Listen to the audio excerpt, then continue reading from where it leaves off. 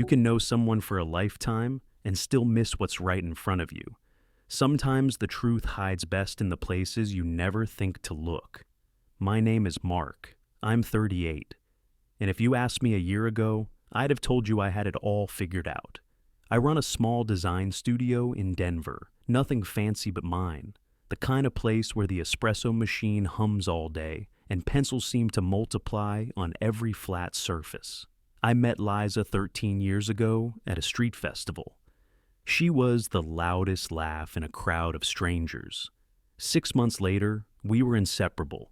Marriage followed fast, not because we were escaping anything, but because everything else seemed too slow. To our friends, we looked solid.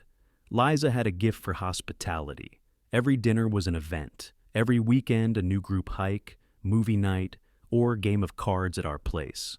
She'd keep all the invitations in her calendar, color-coded, with little emoji labels for family, fun, networking. Sometimes I joked she should just run a tour company. She'd smile and say, "Somebody has to keep you from becoming a hermit." I didn't mind. I liked being the quiet one. It's easy to let someone else be the face of your relationship, so you don't have to answer questions about how you're feeling or where things are headed. Liza was a conductor, always waving the baton, and I was happy to play my part. If you let someone orchestrate your life, don't be surprised when you don't recognize the tune. My best friend Dylan was the other constant. He'd been with me since college, when we were both broke, over-caffeinated, and convinced we'd change the world with good design and a little bit of luck. We'd stuck together through 100 jobs, 1,000 bad ideas, and at least 3 near-fatal camping trips. Liza welcomed him into our life without a hint of jealousy. She called him my platonic soulmate, and sometimes I thought she was right. Sunday was our day. Every week, Liza and I took photos, breakfast at the diner, walks along Sloan's Lake, impromptu backyard BBQs with Dylan and whoever else drifted in. I kept them all in an album on my phone, family weekends. I'd update it religiously, sometimes scrolling through old pictures late at night, the way you check a scar just to see if it's still there. I thought that album told the whole story. It didn't. Photographs are honest about moments, but silent about everything in between. The first sign that something was wrong was small, a missed poker night with Dylan. He texted an hour before, saying he'd been called away for a last-minute work seminar out of town. No big deal. People get busy. A week later, Liza mentioned a girls' weekend at Mountain Serenity Couples Retreat, a place she'd been talking about ever since a friend came back raving about the spa and the transformational couples therapy. "We could use a little adventure," she said, squeezing my hand. "But I'll check it out first with Jamie, see if it's worth our time. You can hold down the fort and catch up on your deadlines." I smiled and agreed. Liza had always been the more social one, the engine of our marriage. If she wanted to take the lead, I was happy to let her. Besides, the studio was busy, and a weekend to myself sounded like a minor luxury.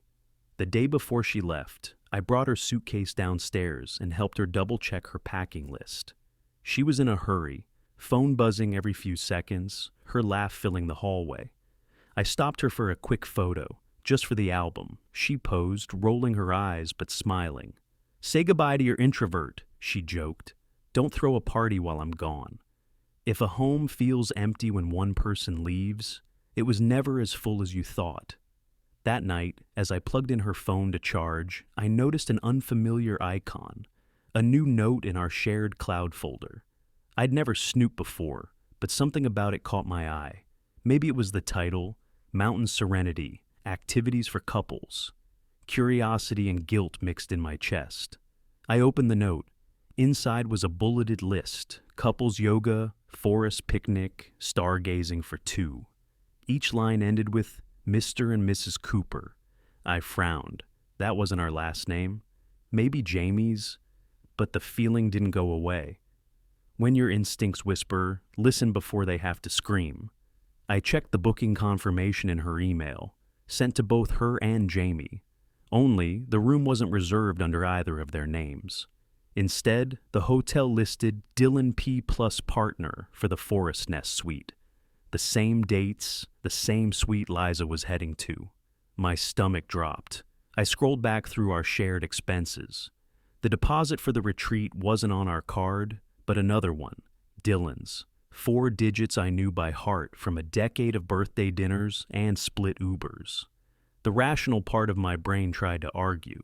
Maybe Dylan was just helping her out. Maybe it was all a misunderstanding. But sometimes you recognize a pattern you never wanted to see. I spent the rest of the night wide awake, watching the ceiling.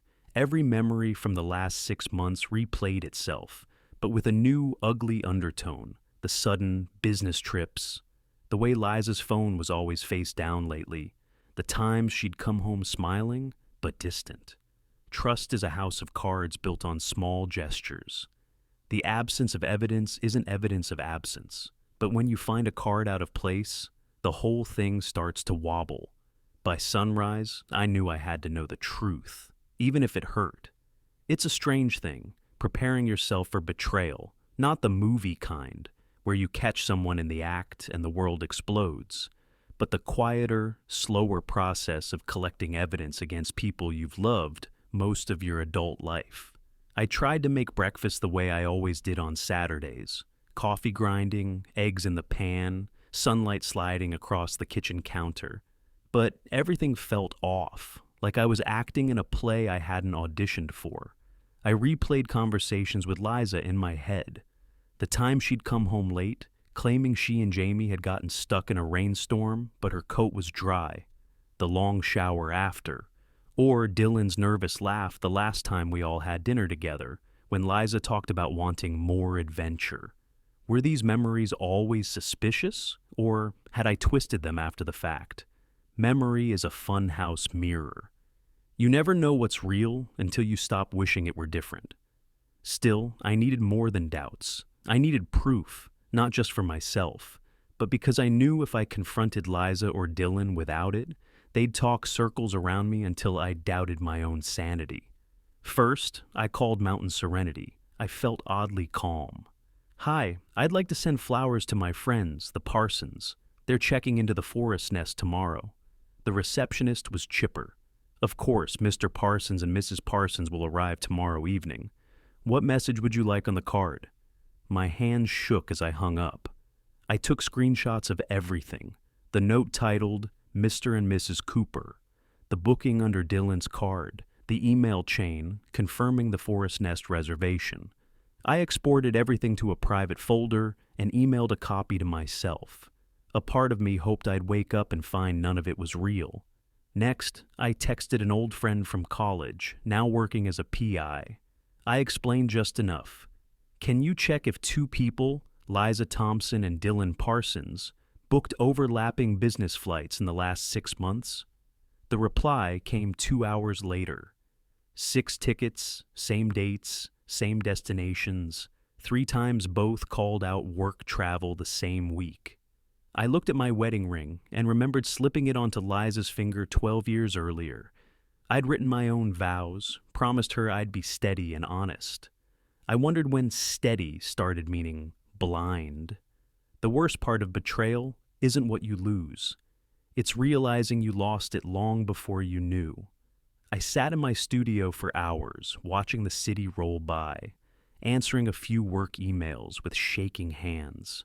Part of me wanted to drive up to the retreat that night, burst in, demand an explanation. But I'd always believed in finishing what I started. If I was going to end a marriage and a friendship, I wanted to be able to look in the mirror afterward and say, I'd done it right.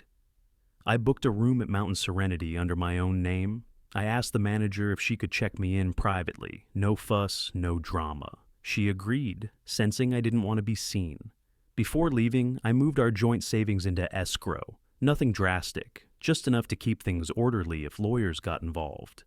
I emailed our insurance agent, mentioned possible misuse of marital assets, and attached the receipts. I packed a bag, wrote myself a note, no outbursts, no drama, no regrets. The night before I left, I scrolled through the Family Weekends album again. There was Dylan, grinning at a barbecue, Liza laughing in the sunlight, me holding up burnt marshmallows like trophies. I stared at those faces and tried to reconcile them with the people I'd come to suspect. Betrayal is a storm, but before it arrives, the air is always too still.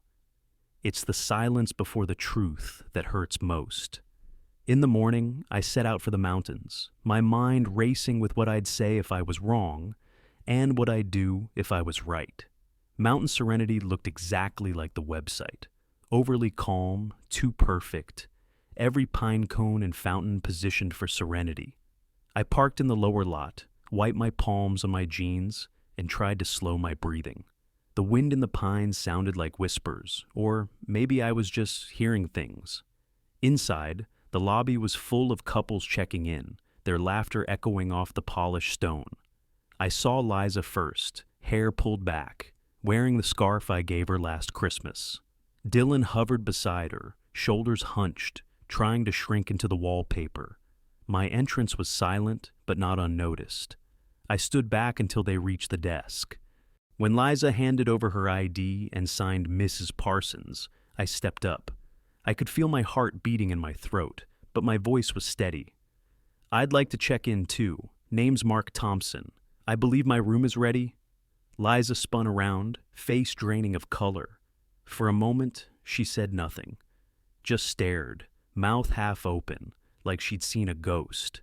Dylan stiffened, forced a smile that looked more like a wince. "Mark, hey man, didn't expect to see you here." The manager, caught between awkwardness and professionalism, glanced from me to them. "Is everything all right?" I kept it simple. "I'm just here to enjoy the mountains, no drama." But I turned to Liza. "I noticed you booked under Mrs. Parsons this time. Must be a new tradition?" She blushed, a tear sliding down her cheek. "Mark, please, let's talk somewhere private." "No need," I said. "Let's keep it simple, like the note said, Mr. and Mrs. Cooper. Or was it Mr. and Mrs. Parsons?" Dylan shifted. "It's not what you think. Liza just needed someone to talk to, that's all. The retreat is about healing, man. Sometimes silence is the sharpest blade." I took out my phone, pulled up the flight bookings, the synced note, the hotel confirmation. I set them on the counter. "It's not just about this weekend. It's about all the little weekends before, isn't it?" The manager, seeing the storm, intervened. "We can cancel the booking, refund the deposit if everyone agrees. It's our policy." Dylan's hand shook as he signed the void slip. Liza stared at the floor. I realized I wasn't angry anymore, just exhausted. You can love someone and still walk away. Sometimes loving yourself means being the one to leave. Back in my car, I took a long breath. The ache in my chest didn't lift, but the pressure was gone. I'd done what I came to do. I'd made the truth undeniable. I drove home through late afternoon light, mountains fading in the rearview mirror. The phone buzzed nonstop. Liza left long, meandering messages, apologies, explanations, promises it wasn't real. Dylan's texts were short, desperate, full of regret. I didn't respond. Sometimes dignity is just the refusal to beg for what's already yours. For the next week, my studio was a lifeboat. I lost myself in work, designing things I could control, clean lines, clear colors, simple projects that always turned out right. Friends started calling, some in sympathy, others just to confirm the gossip. My parents came by with food, trying not to ask too many questions. Dylan's wife, Jenny, called after finding receipts, her voice colder than I'd ever heard. "Thank you for telling the truth. I deserve to know." That night, I poured a drink and sat on my porch, looking up at the city lights, thinking how quickly lives can change. If you build your world on trust, don't be surprised when a crack brings down the whole house. Denver in October is golden and unpredictable. Sunlight streams through changing leaves, and every morning feels like the world is turning over a new page. I woke up to a quieter apartment. The spaces where Liza's shoes and laughter used to be now empty, but not accusing. Even the silence became an ally. The legal aftermath came quick and sharp. Liza's lawyer tried to play hardball, but with every document, booking receipts, synced notes, canceled deposits, the case for misused marital assets was impossible to dodge. Our prenuptial agreement did the rest. My lawyer was efficient, almost clinical. "You did everything by the book, Mark. Let's keep it that way." Within weeks, our joint accounts were frozen. The insurance claim moved forward, and my studio was declared separate property. Liza got her personal savings, a clean break.